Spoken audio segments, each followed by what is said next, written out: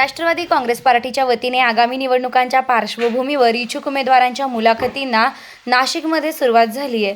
माजी खासदार समीर भुजबळ यांच्या प्रमुख उपस्थितीत या मुलाखती भुजबळ फार्म कार्यालय नाशिक येथे घेतल्या गेल्या जात आहे।